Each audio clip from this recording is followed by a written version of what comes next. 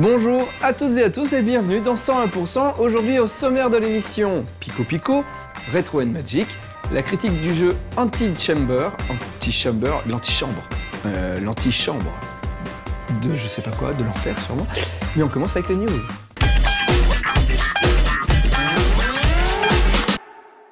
Gungo Online Entertainment est un éditeur qui fait parler de lui récemment, car un certain Grasshopper Manufacture, le studio de Suda Goichi, a rejoint son groupe il y a quelques jours. Fondée en 98, la société s'est d'abord fait connaître pour gérer les serveurs japonais de Ragnarok Online. Game Arts, studio japonais qui a pu développer la série des Grandia notamment, est aussi une de ses subsidiaires. Dokuro est leur titre le plus récent, disponible chez nous via le PSN pour PS Vita depuis le 30 janvier. Dokuro, ça veut dire crâne en japonais. Le héros de ce jeu de plateforme a en effet comme un air de famille avec Jack Skellington. La comparaison s'arrête là. Vous devez escorter une princesse à travers des niveaux où souvent vous ne ferez pas de vieux os. Un jeu de plateforme et pas mal d'énigmes seront là pour corser le tout. Vous pourrez tracer des coups de craie grâce à l'écran tactile. En touchant le dos de la console, vous vous transformerez en un prince charmant au pouvoir fringant. Son esthétique qui fait un peu penser à l'étrange Noël de Monsieur Jack et son rendu craie sur ardoise donne méchamment envie de s'essayer à Dokuro, même si la difficulté semble au rendez-vous.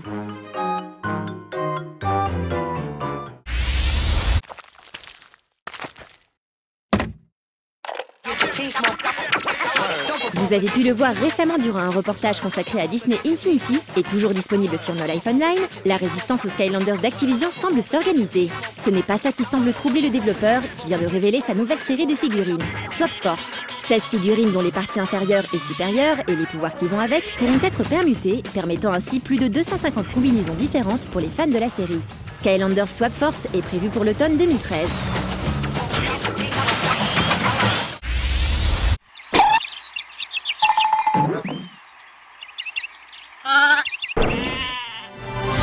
Zen Studios est en train de peaufiner Castle Storm, un tower defense. Vous pouvez choisir d'être un viking ou un chevalier, de défendre ou d'assaillir le château qui la plupart du temps finira par terre à la fin de la partie. À vous de trouver la meilleure manière de construire votre château pour qu'il soit le moins sensible aux attaques et la meilleure manière de détruire celui de votre adversaire évidemment. Vous pourrez défier un adversaire en split screen, faire du survival coop en local ou online. Ah, et plus classique pour Zen Studios, ils sortent bientôt un nouveau jeu de flipper adapté d'une certaine licence.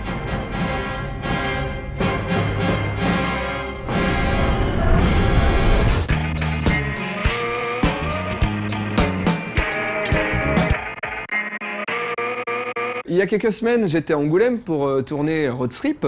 Donc, oui, Road Trip revient, je vous l'avais déjà dit, voilà, ça arrivera fin février. Le 20 février à 20h30. 20h 30, ouais. 30, à 20h30, Road Trip revient. Et le premier, ça sera sur le festival d'Angoulême. Mais on va pas beaucoup parler dans ce Road Trip de ce qui s'est passé à la fin du festival, puisque ça s'est passé un peu après qu'on ait tourné. Il y a eu une sorte de mini-scandale. Mais j'explique, je reviens en arrière et j'explique un petit peu ce qui changeait dans ce festival d'Angoulême.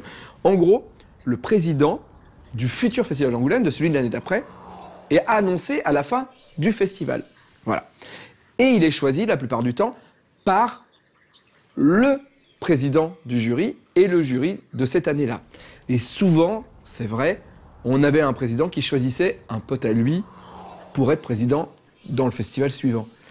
Et les auteurs de BD n'étaient pas très contents de ce système-là. Donc, cette année, grand changement, le festival d'Angoulême a annoncé que c'était les auteurs qui allaient choisir le futur président du festival. Et donc, sur place, dans le festival d'Angoulême, ils avaient organisé un bureau de vote, comme quand vous allez dans votre mairie pour voter pour les présidentielles. D'ailleurs, c'était très bien fait, puisque ça imitait ce genre de bureau de vote, avec des gens déguisés, etc. Et les auteurs, tous les auteurs qui étaient enregistrés en tant qu'auteurs à Angoulême, qui avaient un badge, pouvaient aller voter. Il y avait 1500 auteurs, je crois, et il y en a 500 qui ont voté. Voilà, pas mal, quand même, pour la première année. Et on pouvait choisir parmi 12, je crois, si je dis pas de bêtises, 12 auteurs. Et parmi ces auteurs, il y avait Manu Larsenet, par exemple. Bon, par exemple, j'ai peut-être voté pour lui, par exemple. Bon. Et il y avait aussi Akira Toriyama ou Alan Moore. Voilà, il y avait plein d'auteurs. Tu pouvais voter pour combien de personnes? On pouvait voter que pour une seule personne.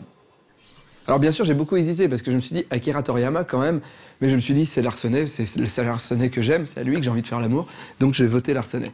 Voilà. Et toi aussi, tu votes pour tes potes? Je vote pour mes potes. Ah, c'est pas vraiment mon pote. Larsenet, c'est pas mon pote. Je l'ai interviewé 3 fois dans ma vie. Voilà. juste parce que je l'aime, c'est tout. Mais après, on parle du scandale après Pico Pico.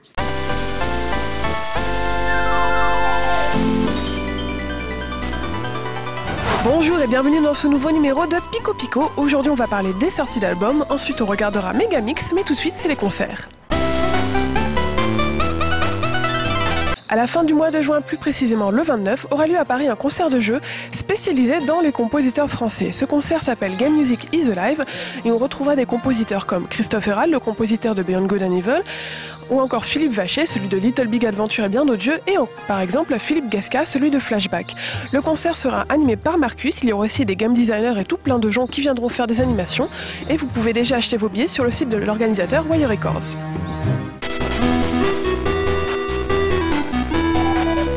Cette semaine, on commence les sorties d'albums avec Remix That Matters, l'album de remix de la bande originale du jeu Block That Matters, un jeu français fait par le studio Swing Swing Submarine. Alors je pense que si vous regardez No Life, vous avez déjà beaucoup entendu parler de ce jeu, puisqu'ils avaient été invités dans Extra Life, on en avait parlé dans les critiques, etc. Les musiques ont été composées par Morus, qui elles ont été remixées dans cet album, donc par plusieurs artistes, dont Sylvain Elliot du duo Yubaba, qu'on avait déjà interviewé dans l'ancien Pico Pico Autoplay. Donc vous pouvez télécharger tout ça gratuitement sur le Bandcamp. Voilà, on va mettre un petit bip de Morusque, voilà, c'est gratuit, donc ne vous gênez pas.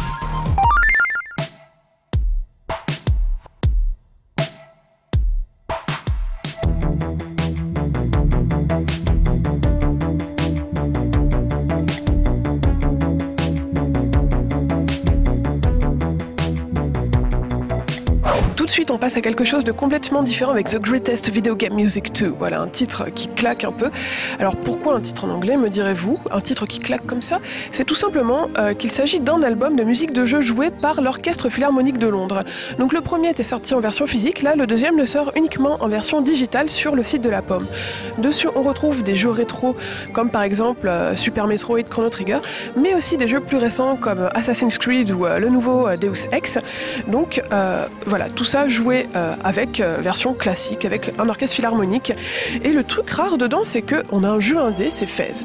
Donc si vous avez envie de voir à quoi ça ressemble avant d'acheter le CD, c'est possible, car ils ont mis une preview entière du concert sur le site de vidéo YouTube. Donc voilà, je vous invite à vérifier avant d'acheter, c'est toujours pratique.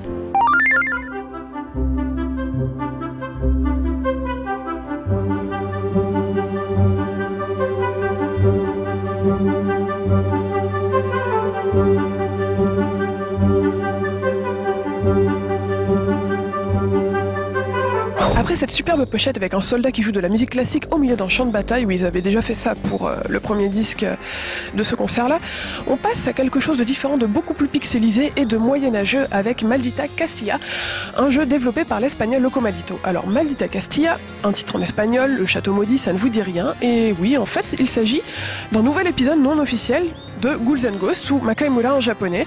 Donc Loco Malito, qui est très fan de jeux rétro, a décidé de faire un nouvel épisode, qui est très bien d'ailleurs, qui est téléchargeable gratuitement sur PC. Et pour la bande originale, comme d'habitude, il a fait appel à son compagnon Grisor87, avec qui il avait déjà travaillé auparavant sur des jeux comme Viriax. Donc la bande originale composée par Grisor a été faite avec un synthé, attendez, parce que je me rappelle plus du nom du synthé, c'est un synthé Yamaha YM2203 qu'il a utilisé donc, qu'il a émulé et utilisé pour retrouver le même son qu'en 1985. Voilà, c'est beau tout ça. Vous pouvez télécharger la bande originale gratuitement sur le Bandcamp de l'artiste ou à prix ouvert. Voilà, si vous aimez ce qu'il fait, vous pouvez lui donner un petit cadeau.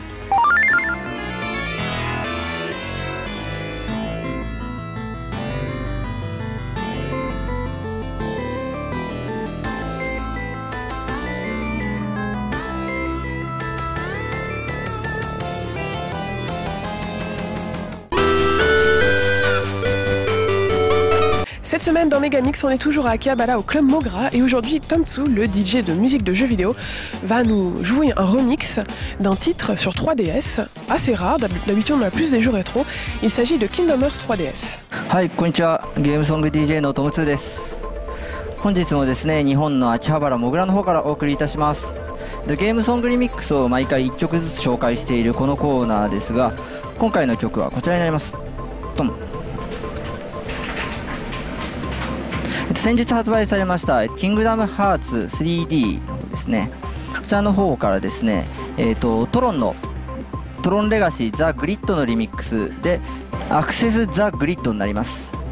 こちらはですねスクエアエニックスから発売されている素晴らしきこの世界の楽曲を担当した石本さんがリミックスした、楽曲になります。他にも石本さん自身の、素晴らしきこの世界のリミックスなどもですね、キングダムハーツ 3D の方には収録されているのですけども、こちらの方はですね、トロンレガシー、こちら原曲のダフトパンクのリミックスをしたものになります。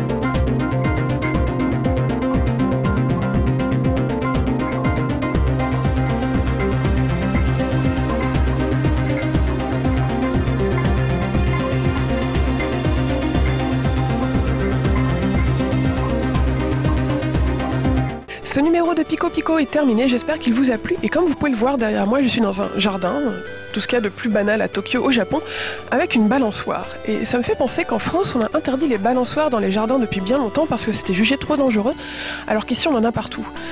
En fait, voilà, quand on se balade dans les jardins, c'est comme si on était dans les mangas ou les animés, ou les dramas, où les gens ils font de la balançoire la nuit quand ils sont tristes, les grands. Mais c'est rigolo la balançoire, même si vous êtes grand, vous avez le droit d'en faire. Bon, sur ce, je vous dis à bientôt et à dans 2 semaines. Ciao!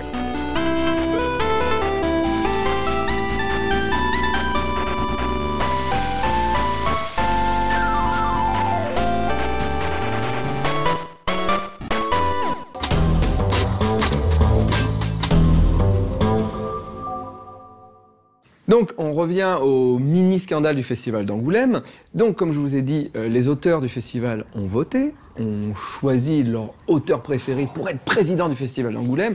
Et forcément, parmi les plus cités, c'était Akira Toriyama. Mais revenons au jury, puisqu'il était dit que le jury du festival avait quand même le choix parmi les 5 plus cités par les auteurs. Et dans les 5 les plus cités, on avait donc Akira Toriyama, Chris Ware, Otomo, Alan Moore et Willem. Donc voilà, mini débat à l'intérieur du jury. Parmi le jury, il y a Lewis Trondheim. Lewis Trondheim très vite se rend compte que les autres jurys n'aiment pas le manga et ne connaissent pas le travail de certains des auteurs qui étaient sélectionnés. Donc lui, il voit ça. Il commence à dire, mais quand même, Akira Toriyama, ça serait bien, tout ça, machin. On l'envoie un peu chier. Et à partir de ce moment-là, Trondheim décide de tweeter tout ce qui se passe pendant cette délibération. Ce qui n'arrive jamais normalement. Et donc, tout ce qui se passe dans la délibération se retrouve sur Twitter. Et les journalistes commencent à reprendre ce que dit Trondheim. Boulet, Pénélope Bagieux reprennent tout ça. Et ça crée une mini polémique. On arrive donc à la remise de prix, et lors de la remise de prix, tous les auteurs attendent un prix pour Akira Toriyama. Et effectivement, on a eu un prix pour Akira Toriyama, mais un prix spécial de la ville d'Angoulême. Mais Akira Toriyama n'est pas devenu le futur président du festival. Non, parce que le jury, ne connaissant pas le travail de tous les autres auteurs, finalement, ont décidé de remettre le prix à Willem. Et Trondheim a fait cette belle phrase sur Twitter en disant: en fait, le jury a sélectionné la seule personne dont il connaissait le travail. Alors ça ne veut pas dire que Willem est un mauvais auteur, ça ne veut pas dire que Willem démérite, mais ça veut dire que le jury devrait quand même un peu s'intéresser et s'ouvrir peut-être à d'autres pays, parce qu'entre Alan Moore, Otomo et Akira Toriyama, il y avait quand même du lourd. Voilà, on regarde Retro and Magic.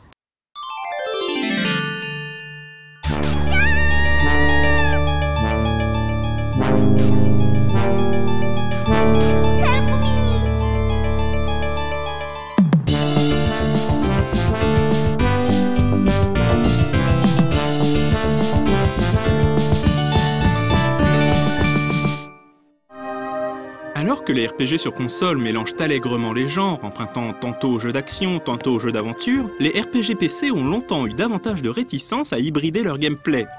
Sorti en 2001, Technomage est l'un des rares titres à avoir osé l'expérience, se situant à mi-chemin entre Zelda et l'aventure point and click.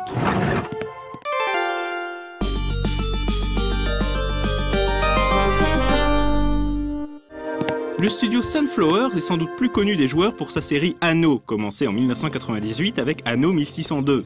Mais c'est également à cette petite société allemande que l'on doit Technomage, un jeu au charme typiquement teuton.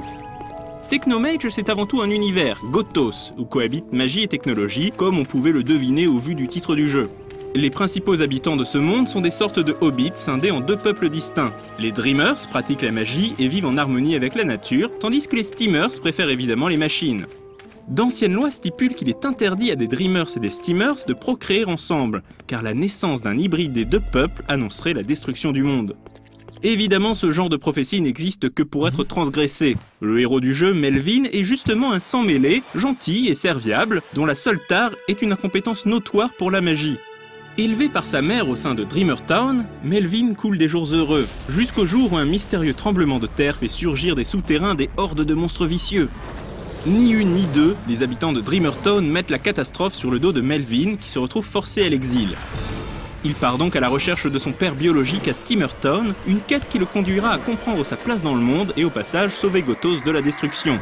Car son double héritage fait de lui le seul être capable d'arrêter les plans diaboliques de Ramogad, le méchant de service et vrai responsable des catastrophes qui s'abattent sur Gothos.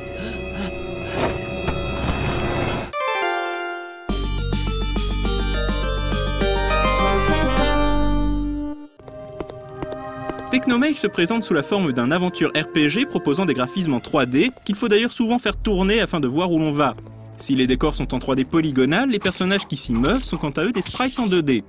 Le mélange graphique n'est pas sans évoquer Dark Savior sur Saturn, en plus mignon. Côté gameplay, le jeu est au carrefour de multiples influences. On y trouve un peu de Zelda, un peu de Landstalker, un peu d'Ultima 8 et beaucoup de jeux d'aventure. Dans la première partie du jeu, il faudra ainsi accomplir toutes sortes de quêtes pour les habitants des différents villages. Ce démarrage n'est guère palpitant, il est vrai, mais les choses s'améliorent par la suite, et Technomage devient même un jeu assez prenant.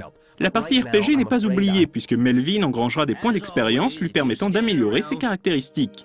Assez bucolique mais pas toujours facile, et mêlant habilement action, exploration et puzzle, Technomage est un bon exemple de Zelda-like réussi. Sorti tout d'abord sur PC, le jeu sortira également sur PlayStation première du nom, à une époque où la PlayStation 2 prend son essor. Du coup, il passera un peu inaperçu, et c'est bien dommage.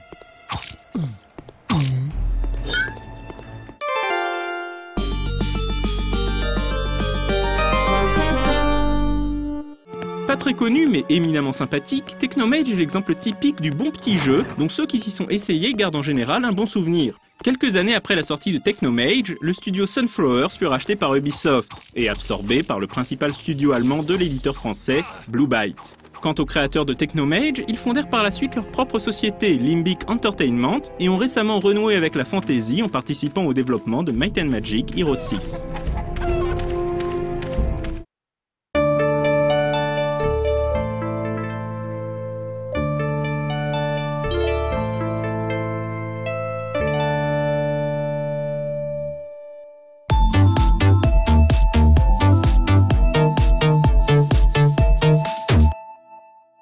Alors, il y a quelques semaines, c'était le festival d'Angoulême, et en même temps, c'était le festival de Gérardmer. Et il y a eu aussi une mini polémique au festival de Gérardmer. Alors là, je maîtrise un peu moins le cinéma, donc je vais être un peu plus obscur, ou un peu plus vague en tout cas. En tout cas, Christophe Lambert était le président du festival, du jury du festival, et lors de la remise des prix, il a balancé un truc pas très politiquement correct, ce qui ne se fait pas d'habitude dans ce genre de festival, c'est qu'il a dit en public que la sélection de cette année de films était ratée et qu'il y avait plein de films qui n'étaient pas au niveau du festival du film fantastique de Gérardmer. Et ça a suivi dans la salle une ovation. Donc le public était très très en accord avec le président du jury et ça a fait un peu grincer des dents. Voilà, on regarde la critique du jeu Antichamber. Je m'étale pas, vu que je maîtrise pas.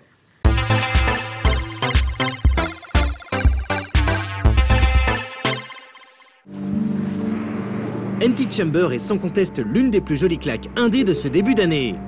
Téléchargeable sur Steam depuis le 31 janvier pour un peu moins de 15 €, ce puzzle game complètement fou est l'œuvre d'un seul homme, Alexander Bruce.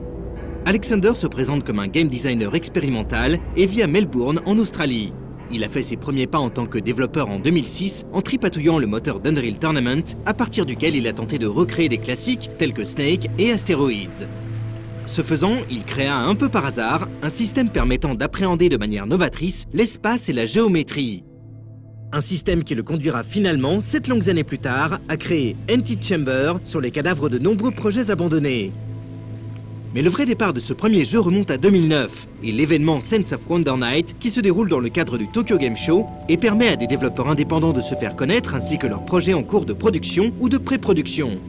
En fait, nous avons déjà eu l'occasion de parler de cet événement sur No Life. Destiné avant tout à mettre en avant des projets novateurs et expérimentaux, il a notamment permis à Ian Dallas de présenter le prototype White Space en 2008 qui allait devenir The Unfinished Swan. Bref, tout ça pour dire qu'Empty Chamber, alors connu sous le nom Hazard The Journey of Life, fut présenté lors de la Sense of Wonder Night 2009 via une simple vidéo. Le projet n'était alors qu'un mode d'Unreal Tournament 3, plus proche d'un concept artistique que d'un jeu vidéo. Pourtant, ce fut suffisant pour retenir l'attention du PDG d'Epic Games, Mike Capps, qui le mit dans la confidence de la sortie de l'Unreal Development Kit. Alexander commence donc à bosser sur un jeu standalone dès la fin 2009. Entre 2009 et 2012, Empty Chamber a focalisé l'attention de la communauté indé, ce qui lui valut de nombreux prix, dont celui de l'excellence technique à l'Independent Games Festival 2012, ainsi qu'une aide au financement assez rare de l'Indie Fund, un fonds d'investissement créé par des stars de la scène indé, tels que Jonathan Blow et Kili Santiago. Comme quoi, les indés ont le nez fin pour juger leur père.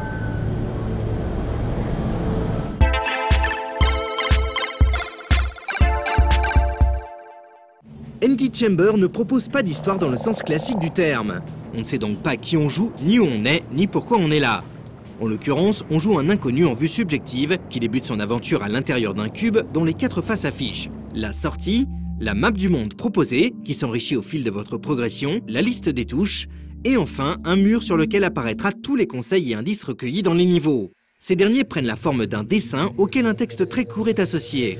Et certains de ces dessins forment une espèce de petite histoire à la manière d'un comic strip. Et voilà, c'est tout. Votre objectif consistera donc à explorer cette antichambre virtuelle et à tenter d'en cerner la logique interne afin d'en faire le tour et potentiellement, qui sait, de parvenir jusqu'à une hypothétique sortie.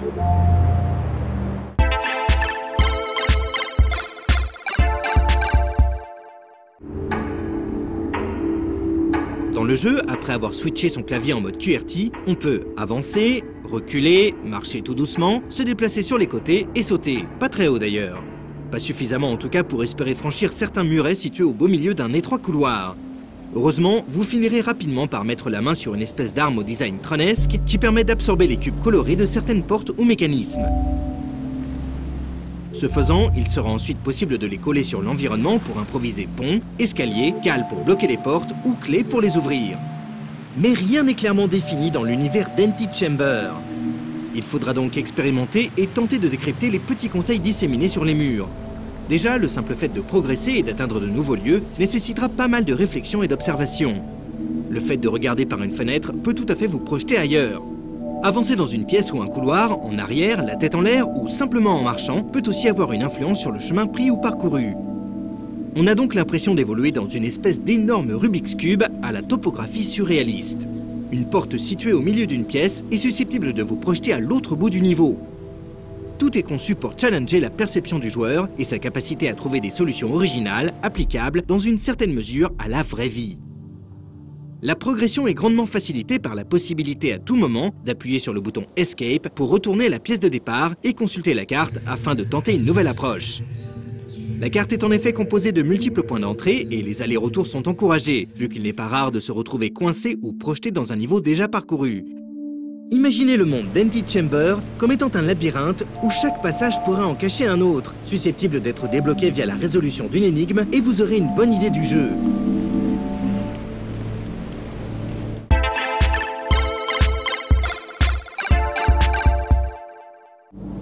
Déroutant, fascinant, Empty Chamber n'est pas un clone de Portal, même s'il est facile de comparer les deux titres purement sur leur dimension puzzle game à la première personne.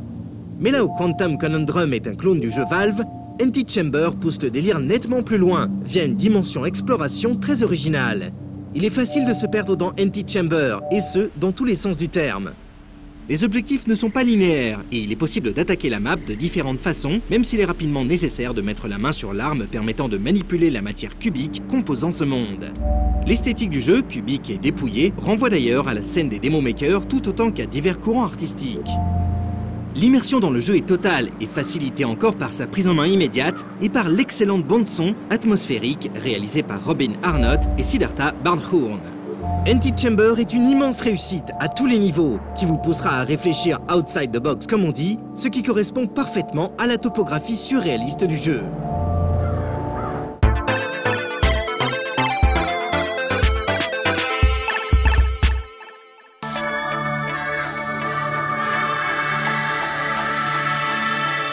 Voilà, je vais vous dire au revoir, et en vous disant au revoir, je vais faire un peu de ma promo, oui, parce que ça m'arrive assez souvent, je suis désolé Alex. Voilà, ceux qui ont acheté ma BD Collector, 50 francs pour tout, il y avait un CD à l'intérieur avec des musiques qui ont été composées par Daffy Sam, j'ai écrit les paroles, et en fait, dernièrement, on a mis à disposition des gens via Facebook, via une application Facebook, ces chansons, plus une nouvelle chanson. Donc si vous avez envie de découvrir ce que j'écris, ça s'appelle Rien. Voilà. Voilà, je vous dis au revoir, à bientôt, et je vous fais des bisous sur la fesse gauche. Gauche.